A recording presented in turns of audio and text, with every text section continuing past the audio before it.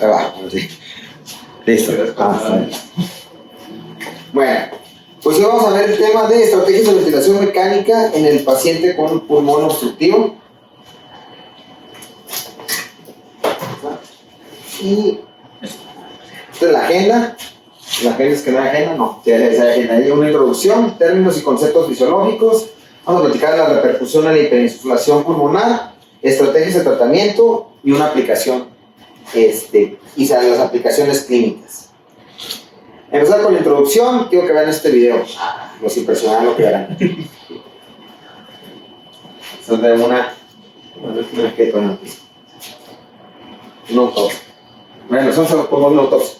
Obviamente los negros pues son los pulmones que están, que son epocosos, ¿no? Y al ponerles PIP, miren, a ver cómo se tiene una hiperinsuflación. Ahí está. Y si los comparamos con los normales.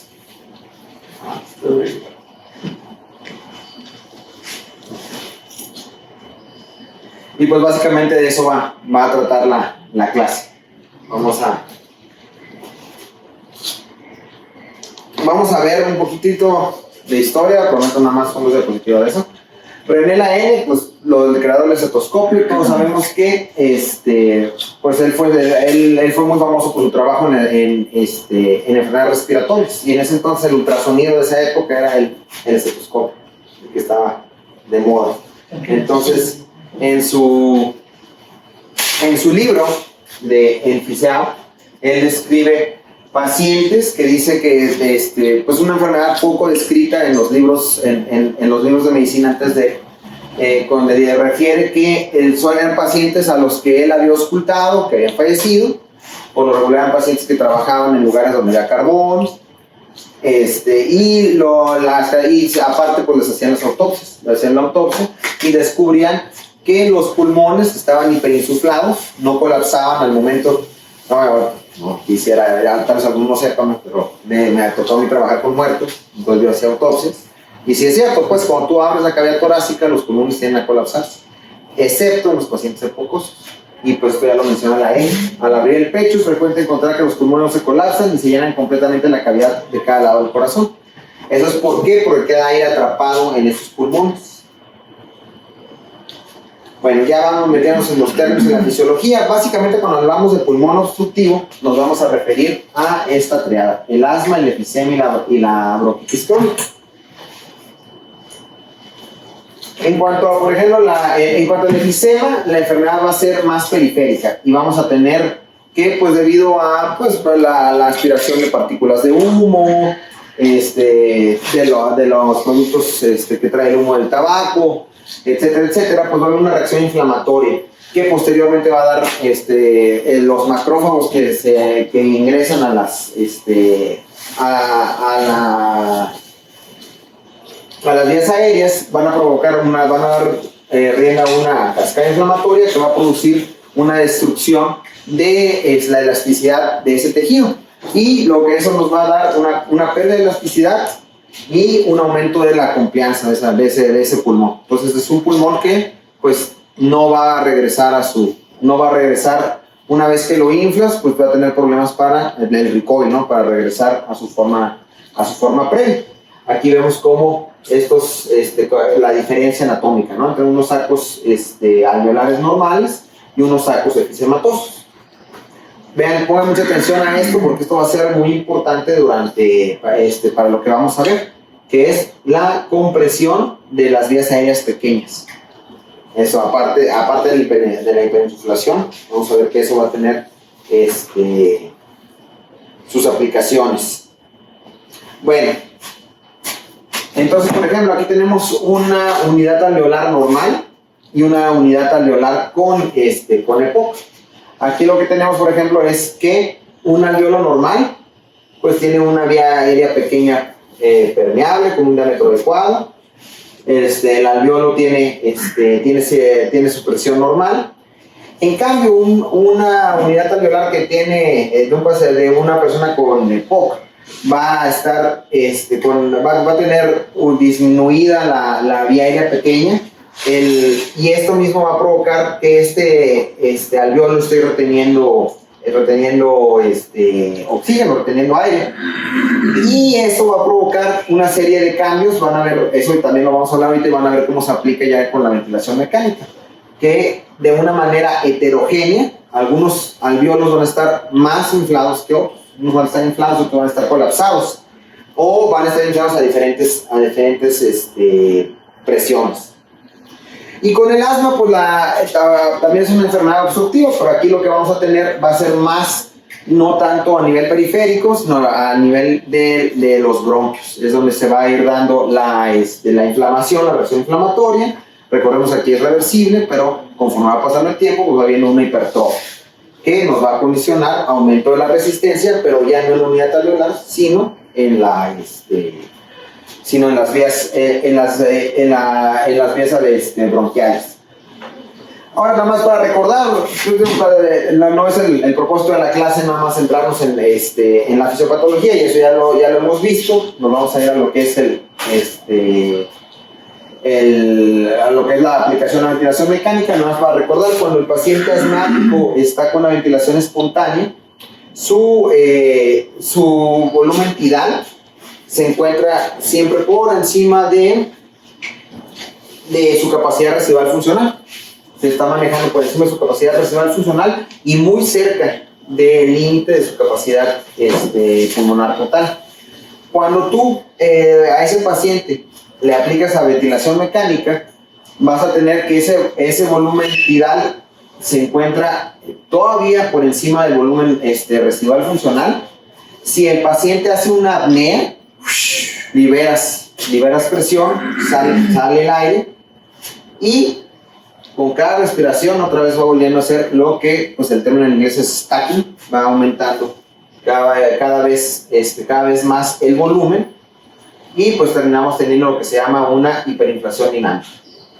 Entonces, pues más o menos, no sé si me di a entender, cuando esta es la característica de un paciente con asma. El volumen que estás metiendo no va a estar saliendo en la misma cantidad, y eso va a ir eso va a ir causando que se vaya inflando más, ese aire que se va quedando atrapado, y es lo que conocemos como hiperinflación dinámica. Rápidamente, nada más, en cuanto a nivel microscópico, pues así se ve el efisema, y este es el origen del autopico. Lo vamos a ver más adelante. Y este es un alveolo normal, lo que habíamos dicho, un alveolo ya efisematoso. Va a tener una pérdida de la arquitectura, va a haber esta pérdida de la arquitectura hexagonal normal, pues nos va a provocar que haya diferentes calibres en cuanto a las pequeñas vías, y estas pequeñas vías que conducen vías aéreas que conducen al alveolo van a tender a colapsarse.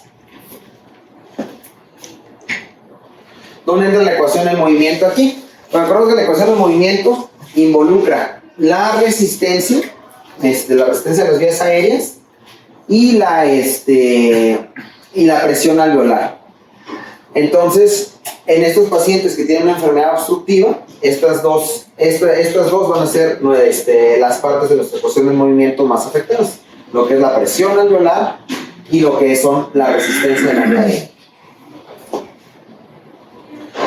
En este estudio que se realizó en 1997, bueno, fue con animales, no se espanten. En este estudio lo que se hizo fue que se pusieron unas pequeñas cápsulas, hicieron que los animales aspiraran unas pequeñas cápsulas para medir la presión con la que se abrían los alvéolos. Entonces, en un animalito que tenía el pulmón de manera normal, pues se vio que realmente no había una diferencia. Sí, siempre existe pues una ligera diferencia en cuanto a la presión alveolar, dependiendo su geografía en el pulmón, pero esta diferencia y esta heterogeneidad es muchísimo mayor cuando les aplicaban histamina, que es un poderoso vasoconstrictor. Entonces vean cómo las diferentes presiones, cómo había una diferencia muy importante, se era mucho más marcada en los animales a los que les habían dado histamina, y había una vasoconstricción. Y esta heterogeneidad era lo que les decía, diferentes en un pulmón que está de un paciente con un patrón obstructivo, no todos los alvéolos van a tener la misma presión. unos van a tener diferentes presiones, unos van a estar más inflados, otros van a estar menos inflados, entonces va a haber una heterogeneidad. Y eso va a producirnos pues lo que se conoce como el efecto Pendeleuf. Pendeleuf es en alemán de péndulo. Entonces, el efecto de péndulo, que significa pues el flujo entre esta heterogeneidad de unidades alveolares por donde pasa el aire. Y esto pues es un efecto, eso es lo que nos va a dar la complejidad que tenemos que tener en cuenta cuando estamos nosotros ventilando a un paciente con una enfermedad obstructiva. Aquí se ilustra de otra manera. Bueno, ya desde el 2006 ya teníamos un entendimiento de cómo cambiaban las presiones al final de la expiración y en la insuflación. Entonces, por ejemplo, vemos que algunos alvéolos mantienen una presión similar a la de las vías aéreas pequeñas, otros están completamente ocluidos, otros están hiperinsuflados, pero no están en contacto con el resto de la vía aérea, y otros pues están hiperinsuflados, pero sí están en contacto con el resto de la vía aérea. Entonces, ya que tenemos en cuenta esta heterogeneidad, aquí hay otra forma de verlo, pues podemos ver que realmente no va a ser tan fácil poder medir realmente cuál es la presión alveolar. Ahorita que ya hablemos de lo que es el autopip y la presión plató y su papel en el manejo de este tipo de pacientes, pues vamos a ver por qué todo esto se aplica. Bueno, en cuanto a los efectos del volumen tidal en asma, de lo que les comentaba, en esta gráfica de abajo tenemos inspiración, expiración, inspiración, expiración. Un paciente normal o con un pulmón receptivo, como en un CIRA, entra el aire y sale el aire, entra el aire y sale el aire, ¿no? El mismo que metes es el mismo que sale. Pero con un paciente que tiene una enfermedad obstructiva va a ocurrir lo que llamamos la hiperinflación dinámica. Cada vez el volumen va a ser mayor, mayor, mayor, hasta que tenemos un atrapamiento de aire que tiene pues que nos va a dar complicaciones clínicas que vamos a ver ahorita. Pues entonces la hiperinsuflación dinámica, pues básicamente esa es la definición. Es cuando el volumen pulmonar al final de la expiración es superior a la capacidad residual funcional, consecuencia de un vaciado pulmonar ineficiente. Es decir, no está saliendo la misma cantidad de aire que estamos metiendo, se está quedando atrapado. Aquí está también en esta descripción, el volumen residual funcional se va aumentando a expensas de la capacidad pulmonar total. Bueno, la capacidad pulmonar total se ve aumentada, pero es el volumen residual funcional el que está aumentando, el que está disminuyendo la capacidad vital. Y ese va a ser el principal problema en este tipo de pacientes. Igualmente son pacientes que vamos a tener que diferenciar que la presión pico, que nos va a estar hablando más bien de las resistencias de la vía aérea, de lo que va a ser la hiperinsuflación de las unidades alveolares. O sea, van a ser los dos tipos de presión que nos van a dar problemas en estos pacientes. Tenemos que tenerlos en cuenta.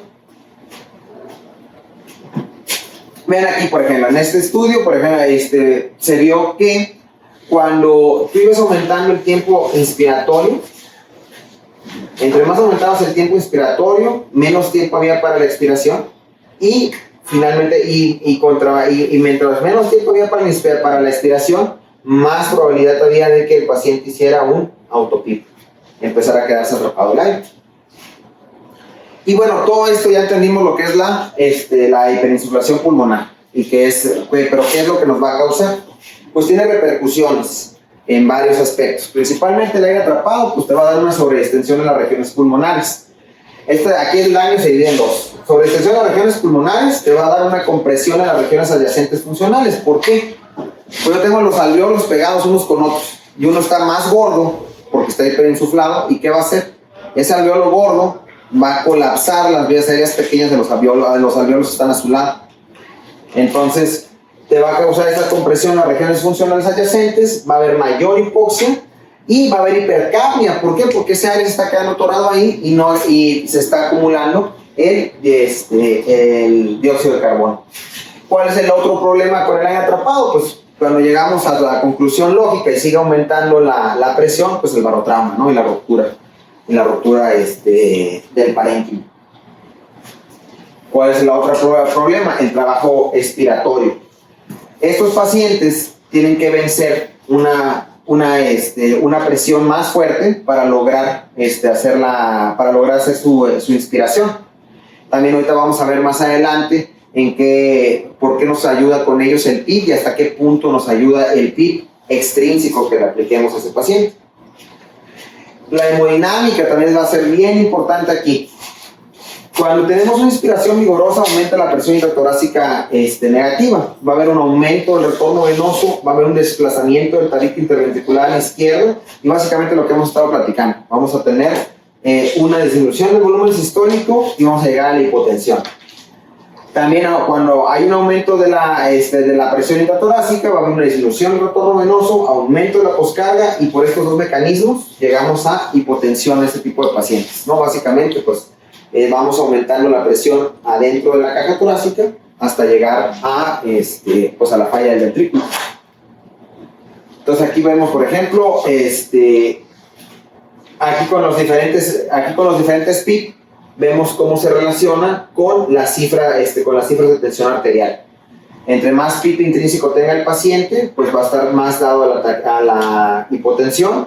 Conforme lo vamos disminuyendo, conforme el PIP intrínseco, acuérdense, el PIP intrínseco es el que el paciente tiene, el autoPIP.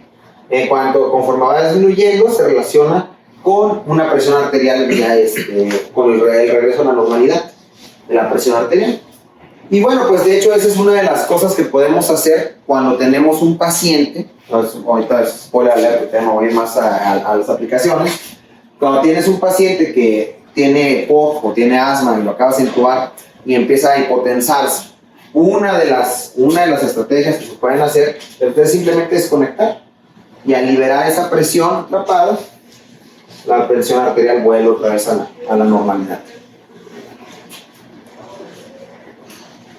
Quiero realmente para platicarles estos casos clínicos que me parecieron interesantes. Del 91, en este caso mencionan a un paciente de 64 años de edad con EPOC severo, lo entuban y a los 15 minutos presenta paro respiratorio, paro cardíaco. Y ahí es donde se empiezan a dar cuenta ellos que muy probablemente la hiperinflación dinámica era la que estaba ocasionando el paro cardíaco en el paciente.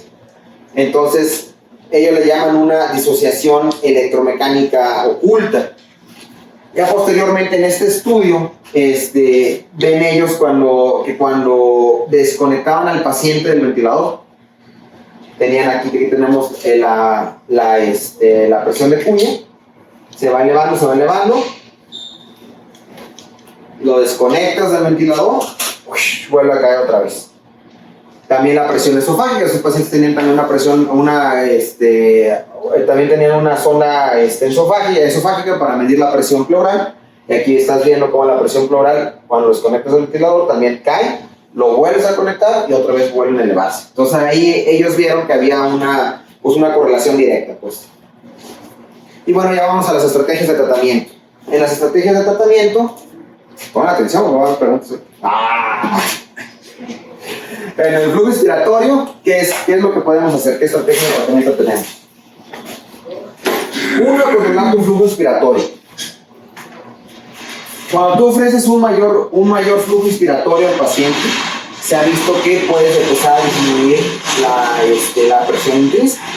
Por ejemplo, voy aumentando mi flujo inspiratorio y mi presión intrínseca va disminuyendo. Sin embargo, esto tiene un límite. También tengo que tener mucho cuidado porque al aumentar mi flujo inspiratorio también puedo aumentar mis presiones. Entonces disminuyo, vamos a ver que muchas de las estrategias estas no están libres de sus propias consecuencias. Entonces, como todo, vamos a ver que es un equilibrio. La pausa inspiratoria. ¿La pausa inspiratoria para qué me va a servir? La pausa inspiratoria me va a servir para medir lo que es la presión plató, que vamos a ver ahorita más adelante por qué sería un muy buen sustituto de medir el autopip. Muchas veces nos vamos con que en este tipo de pacientes el autopip, pero ahorita voy a mostrarles unos estudios que a lo mejor dicen que eso no es tan cierto y a ustedes me dan su opinión. En las relaciones inspiración-expiración, bueno, pues la lógica que sería, ¿no? Pues si tú tienes un paciente que tiene atrapamiento, pues le vas aumentando la expiración, ¿no? Para tratar de que salga eso. Sin embargo, pues sí, aunque teóricamente funciona, también tiene un límite esta medida. Y se ha visto que después de un tiempo expiratorio más allá de 4 segundos, no se consigue un beneficio. El paciente, pues realmente la hiperinsulación del paciente no se va a ver afectada. Y así vamos a ir viendo algunas cosas que, aunque la fisiología te diría que funcionan, pues no funcionan. Y hay pruebas de que no. La pipa extrínseca. La pipa extrínseca es el PIC que nosotros le ponemos al paciente, o la presión por arriba del 0, para pues con diferentes motivos, ¿no? Eso puede ser, como ya lo vimos en la clase de Ramón, pues puede ser para reclutar, puede ser para evitar que el volumen entidad se mantenga en la zona de inflexión baja, tiene muchos motivos. En ese tipo de pacientes vamos a ver que nos va a ayudar mucho para iniciar la inspiración, porque ellos tienen que vencer su PIP intrínseco para poder inspirar. Ahorita vamos a ir a eso, pero es una de las medidas. Sin embargo, y tenemos a ver qué problemas hay con el PIP extrínseco. Otras medidas que podemos tener, bueno, existen tubos que tienen más confianza y que también pueden ayudar a reducir ese espacio extra que le ponemos a un paciente con obstrucción, con enfermedad obstructiva, dando tubos que no sean tan rígidos, que tengan más confianza, que tengan una manera de expandirse al insuflar el volumen. La sedación también es una estrategia, nos permite sincronizar más al paciente, tener más control sobre el trabajo respiratorio. Entonces también puede ser, y por los bloqueadores musculares, ¿verdad? Igual que con el SIRA, también es una opción que podemos tener. Y bueno, ya para que no se duerman, ahora sí vienen las preguntas respecto a lo que hemos estado platicando. No vamos a ir bien. Les llega una paciente femenina de 65 años de edad, tiene antecedentes personales de POC, de difícil control, se presenta urgencias con los siguientes datos.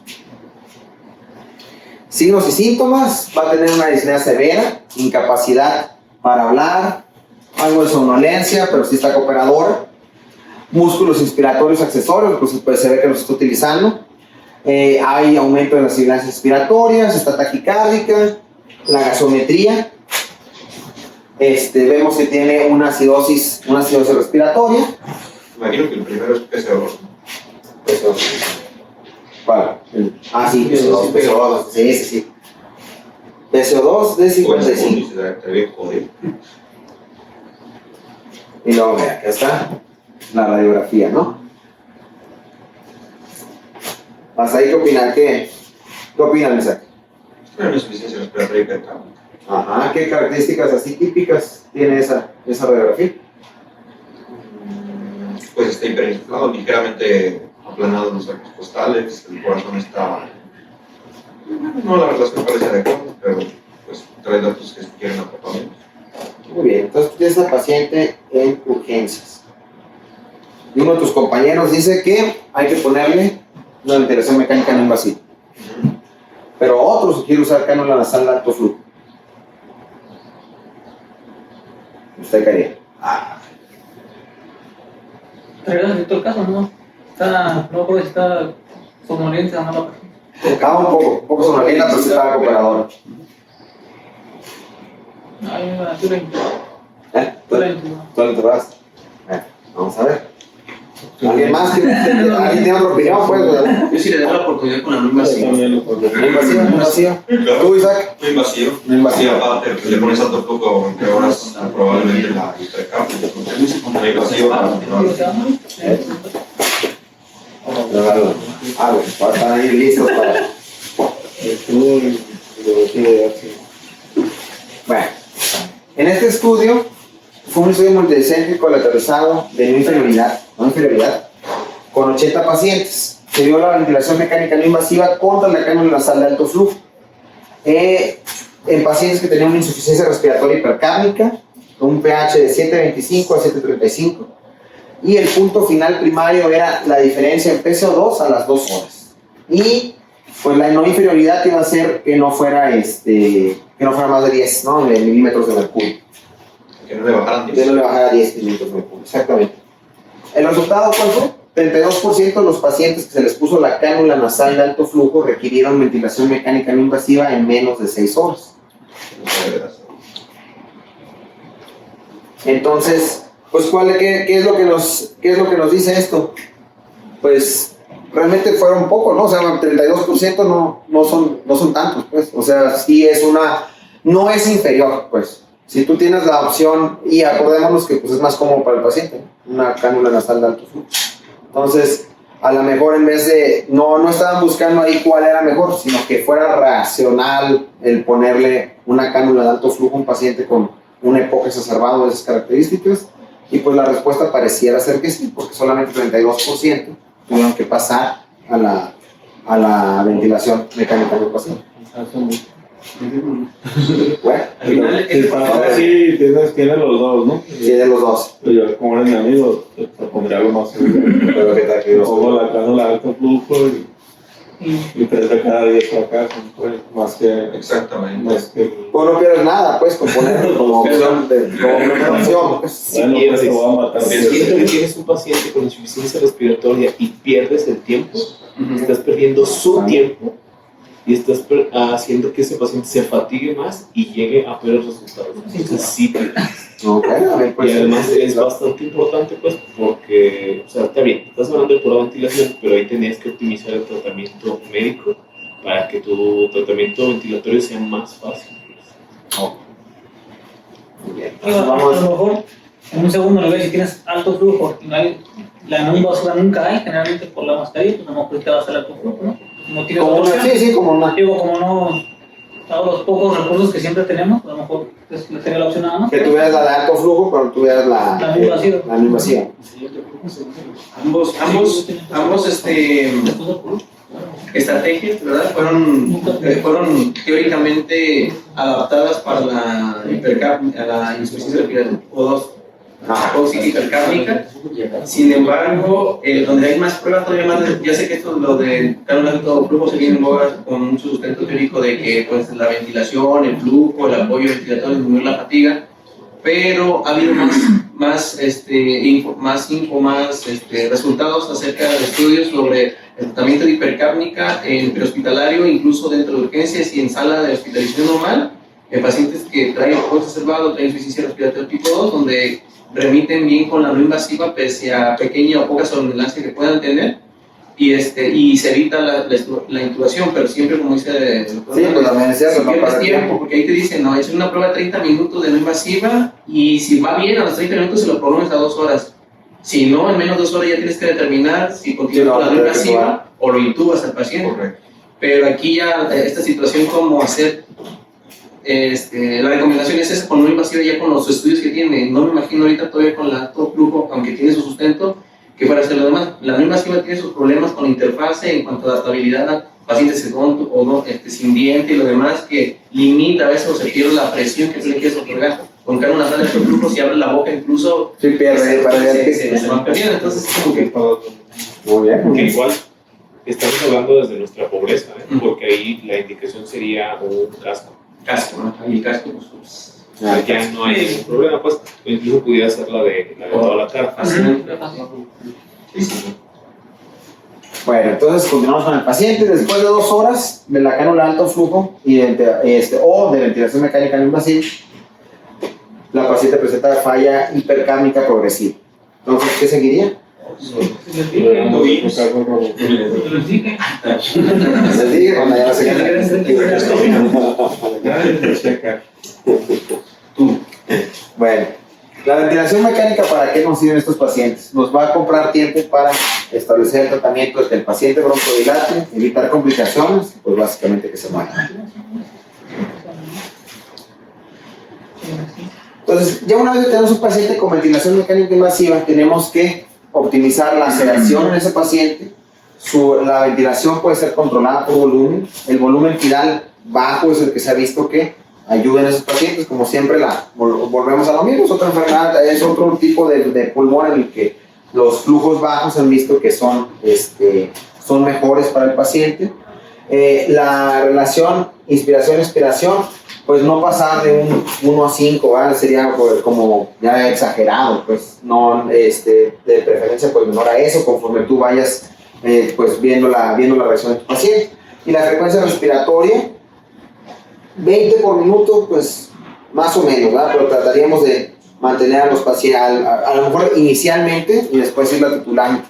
Porque también vamos a ver, entre más aumentemos la frecuencia respiratoria, recordemos que exactamente, ese razonamiento es falso, pues, ¿no? Sí, porque si no, pues estaríamos rompiendo las leyes de la física, como comprarle el tiempo al tiempo en cuanto a la frecuencia respiratoria, divide 60 entre 20 y va a estar medio difícil ajustar los tiempos inspiratorio y expiratorio para lograr esa relación. Exactamente.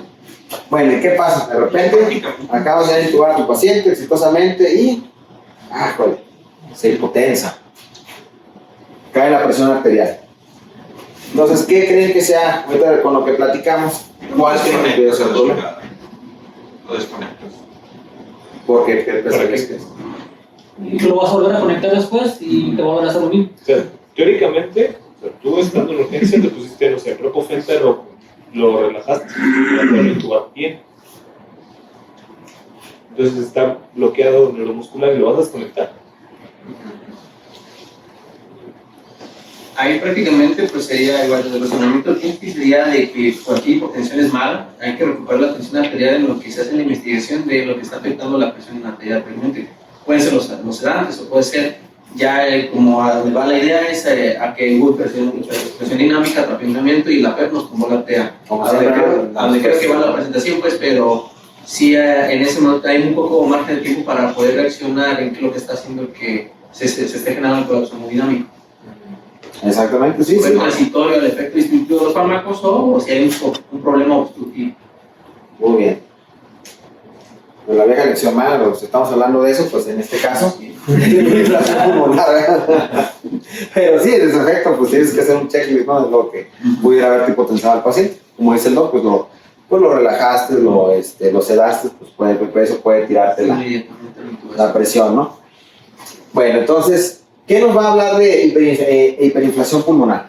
Uno, pues puede ser el volumen al final de la inspiración y la presión, bueno, en cuanto a volumen. Y en cuanto a presión, la presión intrínseca o la PEP. Y bueno, aquí tenemos que estos son las curvas con las que veríamos la hiperinsuflación pulmonar, lo que les había mencionado, el stacking. Y, por ejemplo, aquí, ¿qué es lo que nos va a causar la hiperinflación pulmonar? Lo que hemos dicho, barotrauma, inestabilidad hemodinámica. ¿Se acuerdan que era esto? Lo mencioné en mi clase, pero no lo he encontrado pues la traducción exacta al español. Work of breathing, ¿no? Que es que aumenta al respirar, te está causando tanto trabajo respirar, que metabólicamente te causa una deuda, pues ya no, pues todos podemos respirar eternamente, ¿no? No tenemos, siempre obtienes más energía de lo que de respirar que del esfuerzo de respirar, pero aquí se invierte y empieza a tener una deuda metabólica. Y finalmente, pues los famosos sincronías. Trabajo respiratorio. Trabajo respiratorio, sí, pues sí, como ¿no? sí, es work of breathing, sí. Por eso. Trabajo respiratorio. Le digo work of breathing. Respiración. Bueno, ¿y cómo cuantificamos la hiperinflación? Bueno, en este estudio, ellos ya se hacía desde los 70, pues ya desde los 70 se vio que debíamos, en este tipo de pacientes, lo ideal sería buscar cómo localizar la hiperinsuflación. Entonces, lo que ellos saben, lo que ellos hacían con este grupo de pacientes era, tenías datos de que el paciente estaba hiperinsuflando. Entonces, en la inspiración, que es cuando se supone que sacas todo el aire que estás sacando todo el aire que metiste, en este periodo los desconectaban y medían cuánto volumen había al final de la inspiración.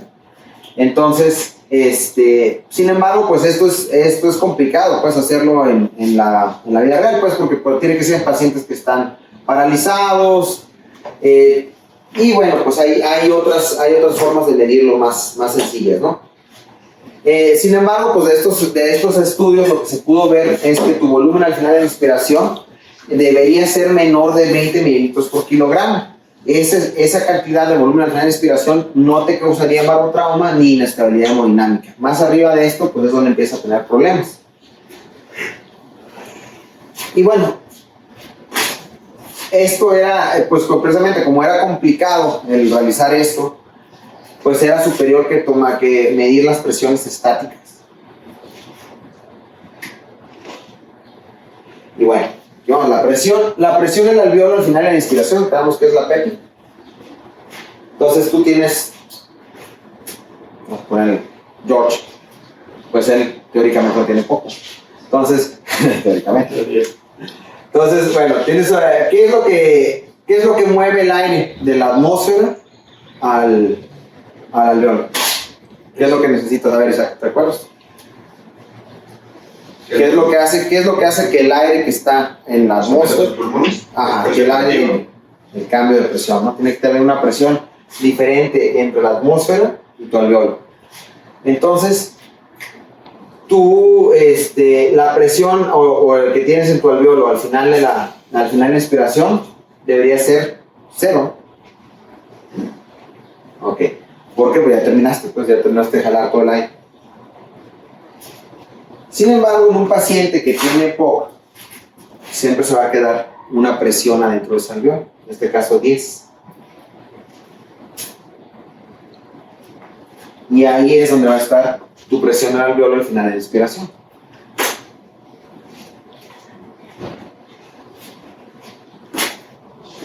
Entonces, bueno, pues cuando tú mides el autopip, es lo que estás midiendo qué tanto al final de la inspiración se está quedando atrapado de aire dentro de la vía aérea.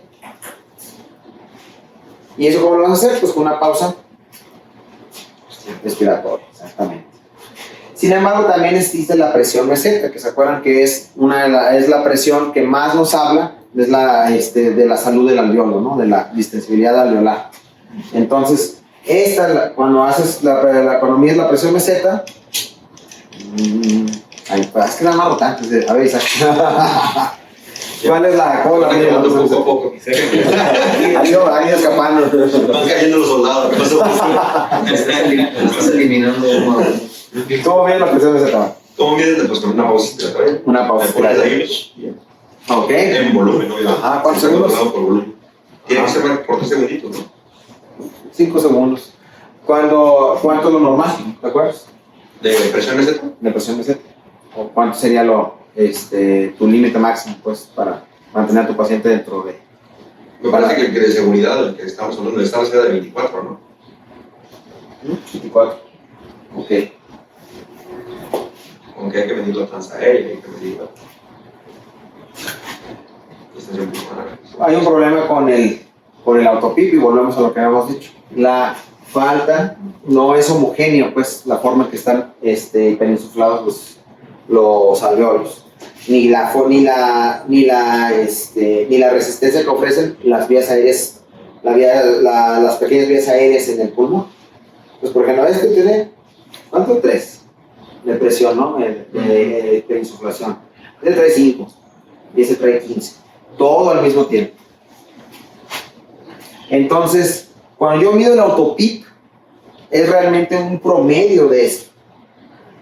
Pero eso no me está hablando de... Pero pues, el problema de eso es que pues, puede estarme o subestimando o me puede estar subestimando la hiperinflación de ciertas áreas en el pulmón o me puede estar sobreestimando la hiperinsuflación en otras. Entonces, una buena forma de medir la salud de tu alveolo, aunque aparte del autopip, pareciera ser la presión meseta. En este estudio se dio que hicieron una comparación, ¿no? entre varios diferentes tipos de presión y vieron que el volumen de la inspiración era bastante pobre para correlacionarse con las demás presiones intrapulmonares. Entonces vamos a llegar a una conclusión intermedia. La ventilación mecánica en un paciente con enfermedad pulmonar obstructiva, ya sea asma o EPOC, pues va a existir el riesgo de hiperinflación.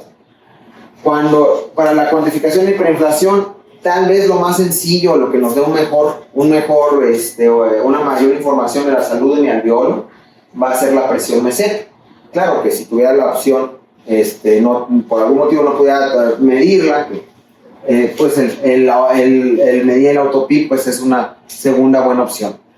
Pero no sé si me explico pues cuál sería el problema con el autopip. Esa heterogeneidad pues nos va a dar un promedio que puede ser, se puede quedar corto, se puede quedar o me puede estar sobreestimando. Entonces, aquí tendría más o menos el mismo problema, ¿no? Sería como un promedio de todo, y aparte está limitado en pacientes que tengan algún problema restrictivo, como pacientes con obesidad, ¿no? Ok, pero sin embargo, por ejemplo, cuando tienes un paciente restrictivo con obesidad, pues sería la distensibilidad dinámica, a lo mejor la que estuviera afectada, pues. Pero en general, el punto es que si yo mantengo, a lo mejor más que concentrarme tanto en el autopip, el punto es que si yo mantengo mi presión meseta dentro de parámetros de protección pulmonar, pues es una idea de que voy bien, pues, con mi paciente. No estoy lejos me estoy alejando del causarle datos de hiperinsuflación. ¿Y no existió, por ejemplo, un intermedio entre las dos? O sea, entre lo que una meseta alta que nos puede hablar de que ya estamos rebasando la sobreextensión de la mayoría de los alveolos, hablando en promedio, a comparación del autopep, que a lo mejor ya al final de la respiración, igual puede cuantificar el tratamiento ahí, puede ser también igual hiperinsuflados, en qué punto pues encontrarse. Pues a lo mejor podrías usar a ambos, ¿no? Podrías usar a ambos. Entre uno y otro. Sí, exactamente. Ahí la mejor herramienta pues es lo que haríamos ahí con los bucles. Ahí en el bucle pues te vas a dar Entonces, el punto de inflexión y donde ya se rebasa, o sea, donde la distensibilidad ya se rebasa. De baja, ¿no? Entonces ya en teoría con eso es una mejor herramienta visual y pues también para medición donde ya empiezas a tener esa sobreextensión. Todo de presión volumen, para ver la distensibilidad del bucle. Bueno, ahora viene la siguiente pregunta. Totalmente, medimos el autopip de esta paciente y nos dio un 8 centímetros de agua. Entonces, no, ya le saco, traigo demasiado. Doctor. ¿Qué PIP le pondrías al paciente? El PIP extrínseco, pues. 1, le pondríamos un PIP de 0. ¿Por qué? Ya tiene su PIP intrínseco, ¿por qué le queremos poner PIP extrínseco? Ya trae ahí él, ¿no? Es como los... es como los cirróticos, ¿no? Que estaban anticoagulados. Ahora, un PIP de 5, el base, ¿no? Lo que es para que habíamos platicado, ¿no? Incluso ayer, ¿no? Que era para vencer ahí la resistencia de los tubos. O, lo igualas. Si él te da un PIP de 8, tú le das un PIP de 8. Para que luchen uno contra uno. O tienes otra idea, pues otro método.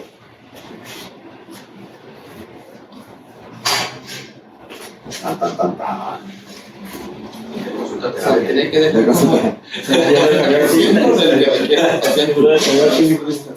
la 3. ¿Tú le dejarías cuál? 5. Ok. La 3. ¿Tú la 3? Por... Bueno, más bien un PIP 12, ¿no? Perdón, la 2. No, ya estás cambiando. A ver, la 2, un PIP de 5. Entonces todo ese equipo blanco. ¿Amigo, alguna idea? Yo miré ahí por el bucle, pues, pero... No te puedo dar todo.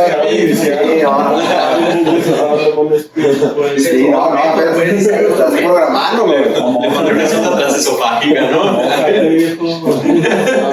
Se le tiene que poner el 80% de lo que requiere tu paciente con el sobreextensión. Entonces, si le vas a dejar como el 80, 5 estaría... Un 80% de parcial de eso. 5. Yo creo que sobre ahí me quitaba el problema. También puede hacerlo. Entonces, bueno. Entonces ahí Eso pasó en principio por haberlo metido a alto flujo, ¿no? A ver, ya les dije que no era inferior, pero no que no fallara. Bueno, a ver, en este estudio. Me preocupé. Es la probable. Lo mejor entonces es que se va a autosubir el internet. Los besos los grupos. Bueno, en este estudio del 2005, precisamente pues entró esa duda, pues, realmente a qué respondían mejor los pacientes que tenían un PIP intrínseco, ¿no?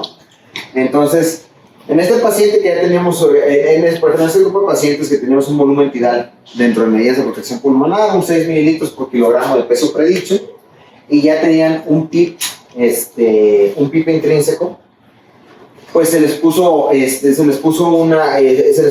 diferentes PIPs. Y aquí vemos el efecto que tiene el PIP externo sobre el PIP intrínseco, sobre las presiones. Bueno, aquí lo que estamos viendo son las presiones intrapulmonares, especialmente la presión pico, la presión plató. ¿Qué más o menos interpretas de esto? Es que no sé cuánto PIB le aplicaron. Parece que algunas presiones cayeron y otras se elevaron, pero... Es el punto. No vieron que los pacientes que tienen una enfermedad pulmonar obstructiva crónica, pues es un grupo heterogéneo. Era muy difícil predecir qué pacientes iban a responder a qué PIP. Entonces, por ejemplo, a algunos pacientes les ponías un PIP de más grande que el que ellos tenían y mejoraban. O otros, en cuanto ponías un PIP más pequeño, de todas maneras las presiones inmediatamente aumentaban. Entonces realmente es muy difícil predecir a qué PIP va a responder tu paciente. Ahora eso, ¿por qué será? Pues mira, aquí vamos a ver la gráfica, pues es exactamente lo mismo. Pues cuando tú vas poniendo, hay pacientes que responden mejor a PIPs más altos, hay pacientes que responden mejor a igualar el PIP al autopip que tienen, y hay pacientes que no toleran el PIP. En cuanto tú les empiezas a poner el PIP, empiezan a tener fenómeno de hiperinsuflación dinámica. ¿Cuál será la explicación a este fenómeno? Bueno, aquí tenemos un paciente que no está con ventilación mecánica, ¿no? Yo cuando termino mi inspiración, digamos que tengo que tener la presión adentro de mi alveolo igual a 0, ¿no? Un PIP de 0. Ok, habíamos dicho, ese tipo de pacientes tienen siempre una hiperinsuflación, ¿no? Entonces, realmente para poder el paciente, en un paciente que no está extubado, ¿no? Estamos hablando de un paciente con una enfermedad obstructiva extubada, para poder él expirar, ¿qué necesita hacer? Igualar la presión atmosférica. Entonces, necesita hacer una presión negativa que venza ese PIP intrínseco que él tiene para poder hacer el cambio de presión, pues, y poder jalar el aire. Ahora, ¿qué pasa cuando este paciente? Pues la teoría me diría, ¿no? Si yo le pongo más PIP a mi paciente, tiene un PIP de 10 basal cuando lo intubo. Si yo le pongo un PIP de 10, ¿qué va a pasar con ese alveolo? Pues teóricamente se va a hiperinsuflar más, ¿no? Pues sí, porque le estoy metiendo más presión. Pero ¿por qué no pasa esto? ¿Por qué de repente se actúa diferente? ¿Se acuerdan lo que les dije?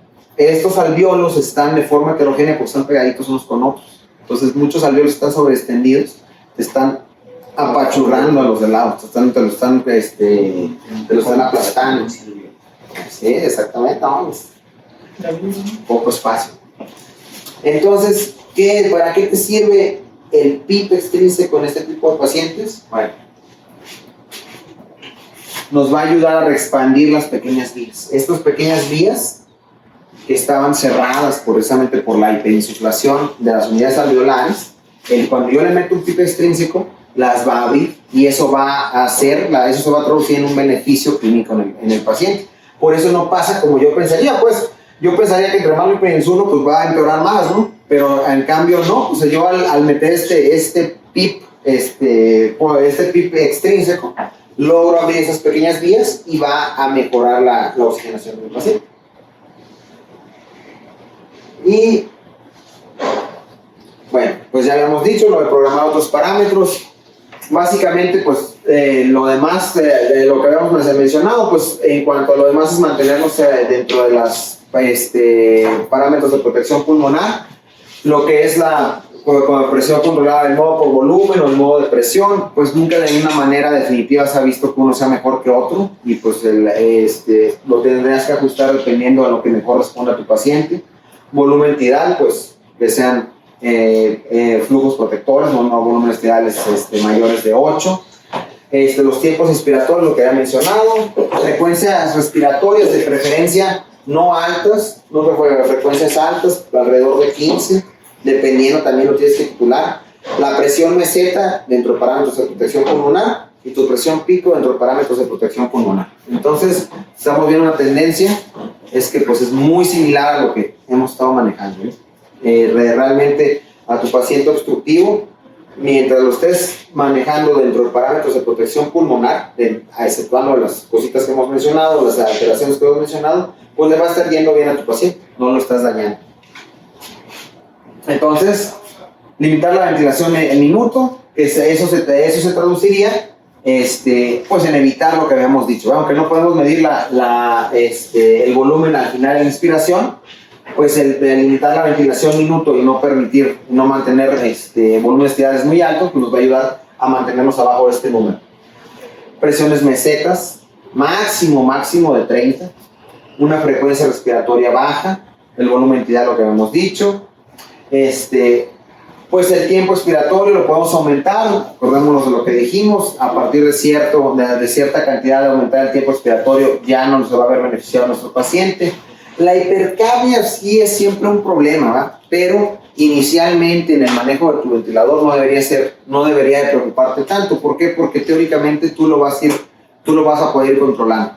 Entonces estaría yo más preocupado porque el pulmón se mantenga bien, se mantenga protegido, que por un número de hipercapnia, y de ahí viene lo de la hipercapnia permisiva. Uso de relajantes musculares, ¿verdad? En el caso de que de veras no logre una buena sincronía con mi paciente, que recordemos que es uno de los problemas con la insuflación. ¿Y qué otras intervenciones podríamos considerar? Bueno, este estudio está más bien en pacientes, es del 2013, se hizo más bien en pacientes gorditos, pero pues realmente la lógica es muy similar. A lo mejor siempre estamos tendiendo a tener al paciente acostado, pues, y pues no hay nada que nos diga que no lo podamos sentar. Entonces, en este estudio se vio que muchos pacientes de que tenían obesidad se vieron, obviamente, pues es una enfermedad restrictiva, ¿no? En este caso, pero se vieron beneficiados del sentarnos. Muchos de estos pacientes también tenían autopip, y se vio que el subgrupo que tenía autopip también se vio beneficiado de sentar, de la posición sentada.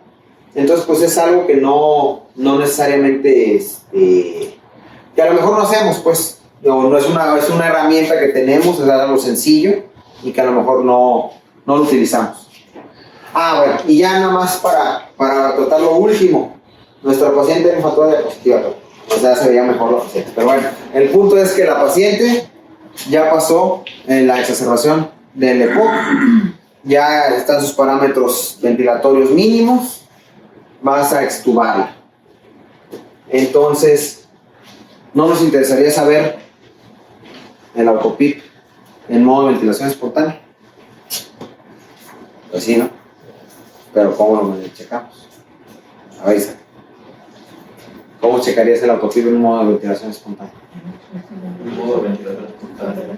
Esofágico, con musculares. Es la única que tienes, la esofágica. Si checando la presión esofágica puedes ver el autopip que tiene tu paciente. Entonces, pues ahí es donde también tendría un uso de este tipo de dispositivos. A ver. Bueno, aquí nada más para explicar algo. Esto es importante para el destete. Recordemos, nosotros usan lo mismo, la diferencia de presión. Bueno, cuando yo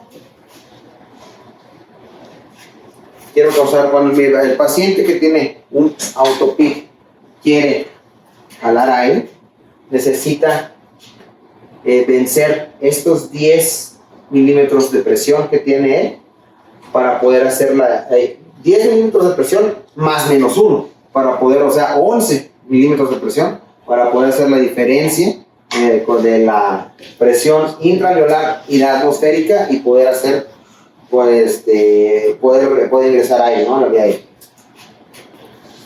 Ahora, ese es un paciente que está sin ventilador.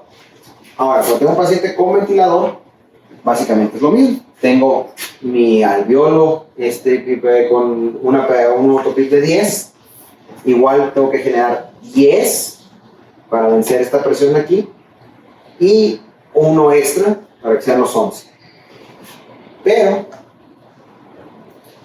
si yo le doy un PIP extrínseco a este paciente, ¿qué pasa? Este paciente ya tiene un PIP extra. Entonces, vamos a poner que él tiene adentro de su alveolo una presión de 10. Y yo lo tengo con una presión soporte de 8, ¿no? Estamos exactamente, porque tengo una presión soporte de 8. Entonces, ¿qué fuerza tiene que hacer el paciente? ¿Cuánto tiene que generar de presión? Menos 3. Exactamente, entonces lo estoy ayudando a ese paciente. El PIP en un modo espontáneo es fundamentalmente diferente, pues, o la presión soporte, pues, en el modo espontáneo va a ser diferente que cuando el paciente está en un modo controlado. Y aquí lo que nos va a ayudar es para que ese paciente pueda tener una mayor facilidad para activar el trigger. Y eso es lo que pasa, pues, cuando tu paciente... esto es lo que les quería mencionar. Yo estaba...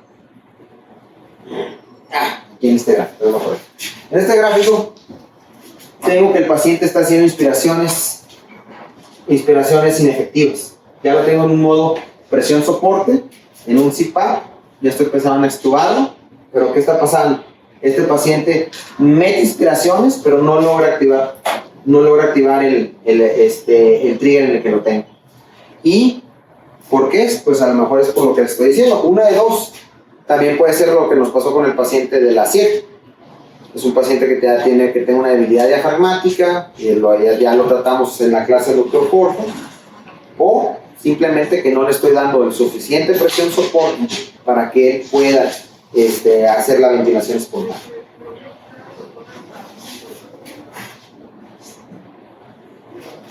Bueno, entonces, en cuanto al PIP intrínseco, ya quedamos. Cuando estoy controlado por volumen, vamos al final de la inspiración. Cuando estoy con modo soporte, presión esofágica. Esa es la forma de medir. Efectos adversos del PIP intrínseco: mayor esfuerzo con el paciente, asincronías, y aparte hay que tener cuidado con el PIP extrínseco, porque recordemos que hay subgrupos de estos pacientes que inmediatamente se van a ver perjudicados por tú ponerles un PIP extrínseco. Otros se van a beneficiar. Entonces, lo ideal va a ser, y a veces es un como se llama, un estira de afloje. A veces les tengo que poner el PIP, a lo mejor aumentan un poco las presiones, pero voy a facilitar que el paciente pueda hacer la inspiración. Lo voy a ayudar a que pueda inspirar.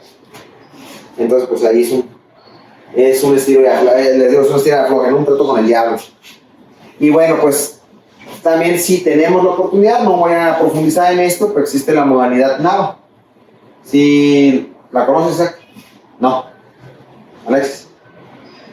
¿Adiós? Es coordinada por medio de un electrodo EDI Eso. a nivel diafragmático para sincronizarse con la respiración, o sea, la estimulación neural con el apoyo ventilatorio, o sea, lo más sincrónico posible. Exactamente. ¿Y qué es lo que te permite eso?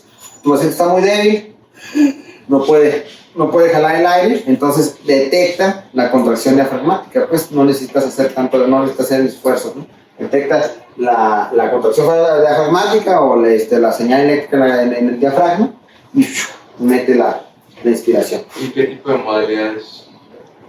El NAVA es en la espontánea. Pero bueno, dentro de esos grupos hay subgrupos todavía. Target set point, adaptativo, inteligente, Hablando sobre los protocolos, ¿no? ritual. La lógica dictaminaría que es inteligente, ¿no? No target set point también podría ser. Es adaptativo. ¿Adaptativo qué? Adaptativo a las necesidades del paciente. Dependiendo del impulso nervioso, eso es lo que detecta y traduce una ventilación que sea simétrica con el tamaño del impulso, por así decirlo. No se mete tanta fuerza dependiendo de la fuerza de trabajo. ¿Sí? Es lo que funciona. Imagino que no tenemos ni cerca algo así, ¿no? Aquí no, pero si hay hospitales como de escena civil, ahí ellos tienen unas En el siglo XXI también hay otros tipos de venting. Bueno, entonces estamos con el intento de STEP. Entonces, bueno, tu prueba de respiración espontánea, la extubación después de la prueba de ventilación espontánea fue fallida. ¿Qué seguiría en ese caso? Bueno, antes de como ya tengo el tiempo encima, pues ya son las últimas, ya para terminar. ¿Qué haces pues? Si al paciente hiciste tu prueba de ventilación espontánea y fue fallida, ¿qué estrategia podrías utilizar? ¿Lo sigues dejando entubado? Ajá, tienes que ver la causa del fallo y corregir la causa del fallo. Ok. Vamos a poner que la causa del fallo es hipercapnia. Es una falla hipercapnia. Lo pones en ventilación espontánea y el paciente empieza a aumentar el CO2. Podemos hacer ahí. Bueno. Encaminado a lo que va a tu clase, pues te vas a un vacío, ¿no? Vale. Exactamente. En eso. Pero bueno, vi este estudio, bueno, pues aquí lo que hicieron es que agarraron un grupo de 106 pacientes con insuficiencia hipercárnica crónica. A estos pacientes se les hizo una prueba de ventilación espontánea exitosa, pero elevaron el PCO2, ¿no? Subió más de 45 y se la autorizaban en los grupos. A uno les dieron el tratamiento estándar, que era pues no ponerles ventilación no invasiva, y al otro se le puso ventilación mecánica no invasiva. Después de 24 horas, durante las primeras 24 horas de haberlo estuvo. Y bueno, ¿cuáles son los criterios de valoración? Primero, quienes desarrollaron insuficiencia respiratoria en menos de 72 horas, en las primeras 72 horas después de la extubación, más 2 de estos criterios. Ya sea que el pH bajara de 7.25 o que el CO2, o que el CO2 estuviera arriba de, no, Más 24. Más 24, sí, yo creo que sí está mal. La saturación de oxígeno fuera menor al 90%, o la presión arterial de oxígeno fuera menor de 60, ¿no? Con un FIO mayor del 50%. O que la frecuencia respiratoria fuera mayor de 35, no millones, de 35 por minuto. Y bueno, si el paciente tenía también conciencia disminuida, agitación o diaforesis, también era uno de los datos de fallo. Entonces, con que te juntaron 2 de estos, datos sugestivos de fatiga muscular, de dificultad para la respiración, entonces, en esos casos, pues se consideraba una falla, ¿no? Una falla de la extubación, y pues ahí hasta ese era el objetivo con el paciente. Y bueno, lo que vieron, el grupo control presenta un 48%, o sea, se tiene que volver a reintubar. Y el grupo al que se le puso invasión, ventilación mecánica no invasiva, solo un 15% se tiene que reintubar. Sin embargo, pues este estudio es controversial, pues, ¿por qué? No hubo diferencias en las reintubaciones a la larga, pues. O sea, al principio, eso estamos hablando, acuérdense que estamos hablando de las primeras 72 horas. Pero después de ese tiempo, realmente no hubo una diferencia, pues, al final cuando pasabas ese límite de tiempo, los pacientes eran prácticamente la misma cantidad, pues, tenían que volverse a reintubar. Y bueno, la mortalidad aquí lo que tuvimos es que no hubo diferencia de mortalidad en la UCI o en el hospital, pero acuérdense que no era uno de los objetivos primarios, pero la mortalidad a los 90 días, pues sí se vio en los pacientes que les quitaron la ventilación mecánica, les pusieron ventilación no invasiva en vez de dejarlos pues sin la ventilación invasiva. Pues aquí vemos cómo se separan en la curva de Kaplan-Meier, los de control y los de la ventilación invasiva.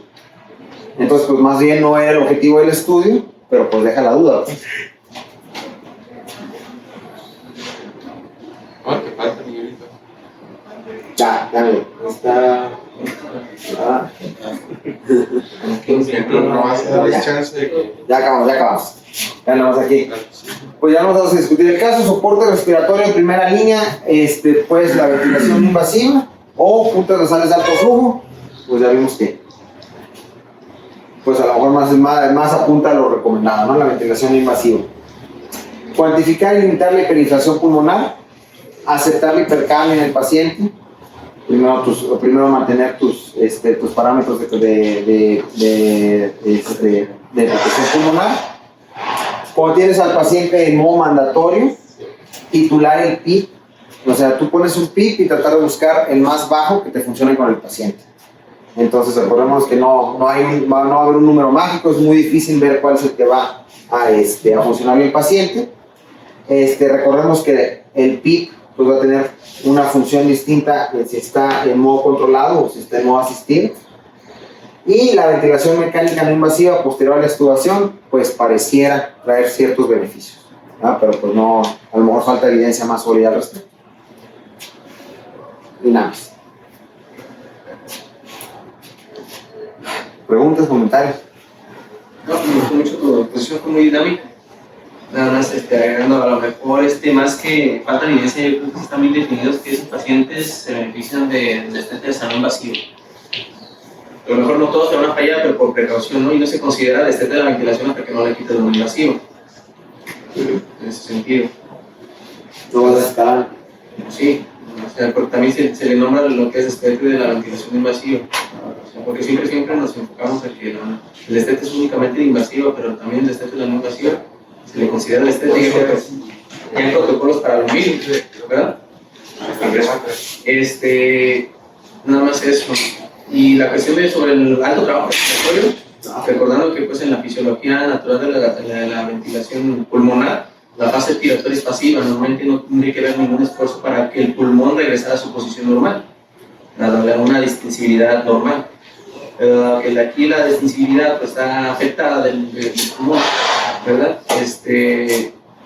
También el trabajo respiratorio, como tú dices, a tener mayor esfuerzo del diafragma, que es el principal músculo, para jalar el aire, pero también para vaciar el aire tienen que activarse músculos expiratorios, por ejemplo, los rectos abdominales y demás, para poder hacer el esfuerzo ventilatorio de exhalar ese aire. Entonces, considerando también que es un paciente que va a fallar mucho en la presión muscular por eso. Okay. Aquí en corto, ya para ir. Te enfocaste demasiado a la ventilación mecánica y la ventilación mecánica se enfocó demasiado al PIB. Tienes otras estrategias como bajar la frecuencia respiratoria, prolongar la relación IE, que no necesariamente te hacen que aumentes el PIB. Sobre todo porque estuviste hablando mucho de autopip, y esto lo puedes llegar a tener con otro grupo de pacientes y lo puedes llevar a atrapar. La terapia farmacológica, por ejemplo, salbutamol y paratropitos congéneres van a funcionar sobre todo en bronquios y bronquiolos, que es donde vas a tener más resistencia a la vía aérea, no en el alveolo. El alveolo no tiene músculo liso, entonces ahí no te van a tener ningún efecto. Lo primero que tienes que hacer es eso, es tratar la enfermedad y ver por qué se exacerbó. Entonces, si te llega un paciente con una bronquitis, una neumonía o algo y no lo estás tratando, este paciente, por más PIP que le pongas, no lo vas a perder. Y de hecho, bueno, a lo mejor también me he estado bien un poco de fisiología en cuanto a lo que comentaba la doctora Karen. ¿Cuáles son los shunts fisiológicos que en teoría ya existen? ¿Cómo se llaman? ¿Dónde se encuentran? También comentar a lo mejor un poco más de la ventilación invasiva. Como comentaste en algunos artículos, pues sí tiene beneficio. Probablemente, como ya también dice el doctor Gutiérrez, el paciente se beneficie más de tratar de postergar o evitar esa intubación y considerando pues esos aspectos que a lo mejor ahí se hubiera enfocado un poquito más la clase, hubiera tenido así como que más herramientas, qué modalidad, puro CPAP, BIPAP, qué parámetros, cómo los estableces y cuál debe ser tu monitorización gasométrica en una modalidad con BIPAP o CPAP y cuáles son tus métodos. Con el PIP, o lo que tú comentabas, sí tiene su efecto tanto en modalidad mandatoria y como modalidad espontánea. Era lo que tú comentabas en tu clase. La idea de poner un PIP es tratar de disminuir ese rango de capacidad residual funcional,